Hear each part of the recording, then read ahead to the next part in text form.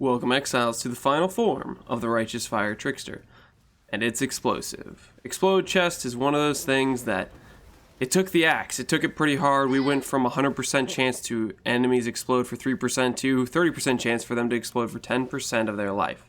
This means it's a bit inconsistent, but when they do explode, their explosions deal a lot more damage, and they will definitely kill the enemies around them a lot more consistent. Now, all in all, this feels great when you're clearing maps with some high density, where you can get those nice juicy explodes where it just blows up the whole pack. But unfortunately, it's not always going to be the case where you have really dense monsters like the ones I'm showcasing here. Sometimes they're going to be more spaced out, and you don't get quite as satisfying of the pops because the monsters are just too far apart.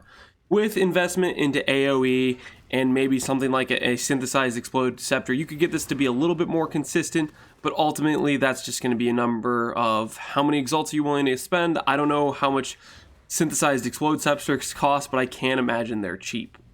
Now this character, it performed above and beyond. We were able to take down all of the new Uber Endgame content, and we did so pretty smoothly, I would say. We did most of the fights on our first try.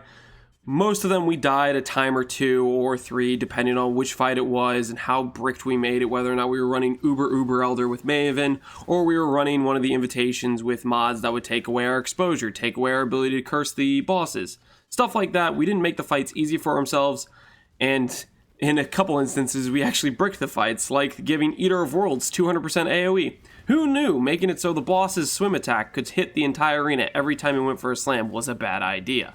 Now, all in all, we were able to still take those fights down on our second try, like the Uber Eater of Worlds, and once I learned Maven's mechanic of dodging the laser that would cause no regen to occur, as it was different than regular Maven, it's the standstill laser now applies the 10-second no regen debuff as well, and that's just something I had to learn, and once I learned that mechanic, I could do that fight pretty consistently without dying.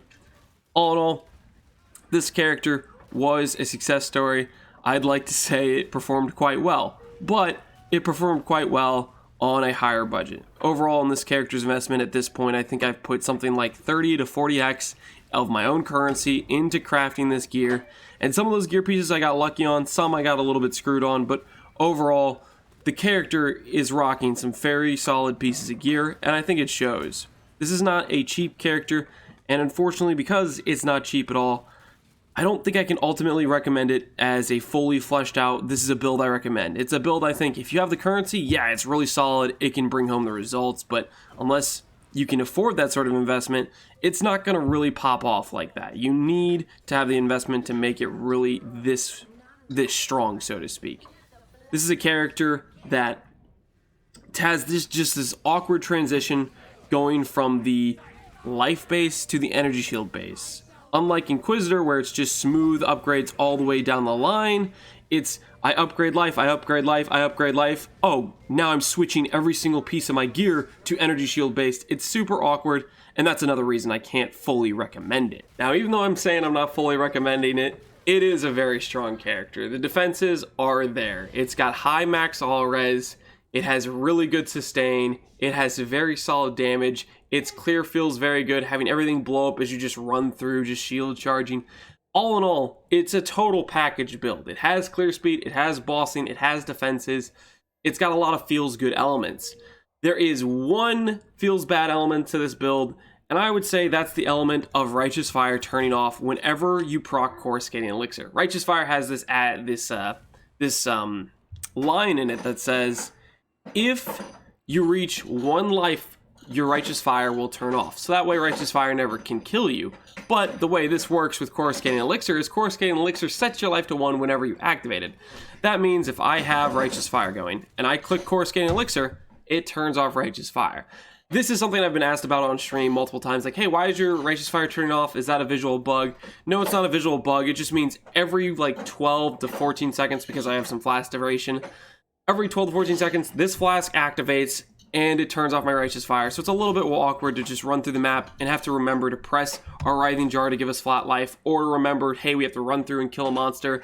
The monster then gives us 3% life recovery on kill, and therefore we are back to full operation type of thing. This is the thing we have to consider, and this is something I want to be clear on. It's an awkwardness, it's a pain point to the build. It's not perfectly smooth just because of this one thing. If that wasn't the case, if Coruscant Elixir was like, hey, we're gonna set your life to 2, the build would be infinitely smoother in how good it would feel to play. But this one little thing does put some awkwardness into it. You have to remember to press this flask in order to restart your Righteous Fire. There's some awkwardness there, and I'm not gonna deny that. Now, all in all, the character's defensive layers, after we switched to Explode Chest, we lost about 10k evasion because we went to a weaker chest that didn't have aura effect. And then on top of that, we lost roughly about 1,000 energy shield. So defenses were lost because obviously we can't get as strong of a body armor, you know, when we compare it to the one we had previously, which I have somewhere around here. Okay, I don't really remember where I put it. I might have listed it for sale or something. But point is, I had a stronger body armor that had some really good evasion, some really good energy shield, and obviously, it's going to be harder to make a chess piece with that level of defenses and Explode mod, because Explode takes up a prefix. Ultimately, if you wanted to go to the complete opposite end, where you're going for uber defenses, instead of Explode mod, you'd be trying to transfer a global defense mod into the hybrid defense mod, like affix of the prefix pool selection. And this is a matter of taking recombinators where you get 2 really good pieces, one with really good evasion energy shield, one with global defenses or explode, and you're basically recombinating to put those together. This was a series of recombinators to get this chess piece where I have suppression and good evasion and a good energy shield. It wasn't just something we hit on the first try, but it's something you have to work and put together. And you can check the VODs of my Twitch if you wanted to see me craft this. I did this a couple days ago. Real quick, I'm cutting into the video because as I went to edit it, I realized, hey, I forgot to describe how the explosion chains work. And so that's what I'm going to go over real quick with you. It starts out with the enemy's 30% chance to explode. So 1 out of every 3 enemies we kill will explode. Now, when they explode, they're dealing 1/10 of their life of physical damage. We can't do anything really with it as physical damage. An elementalist could with all damage can ignite, but we don't have that luxury, so we have to get sources of conversion. So we have 35% fizz converted to fire on our gloves, and then on our passive tree we get another 40% fizz conversion from mastery. This means about 75% of the damage from the explode is fire. We can ignite with that. Then we have chance to explode here for 20%, 2 small nodes here for another 30%, another 15 from cooked alive takes us to about 65%, and then with flammability on hit curse, that curse provides another 25% chance to ignite, getting us around 90% chance to ignite, which is close to cap. Ideally you want to get all the way to 100%, but it's good enough as is for what we have here to then ignite the enemy, and then we need to scale that ignite damage via what we are scaling Righteous Fire with. Burning damage, percent fire damage, fire dot multi, all those sorts of things will scale the ignite, so there's good synergy there. We don't have to change much how we're scaling the build. And then the final piece of the puzzle is Ignite Prolif. Normally, you would set this up with a Fan of Flames cluster for 15 Ignite Prolif radius. I have upgraded these gloves to a 17 radius as the highest level for the Searing Exarch implicit for Ignite Prolif, and I would say this feels a decent amount better for Ignite, basically explosion chains, and I would 100% recommend it if you're making an explode bomber.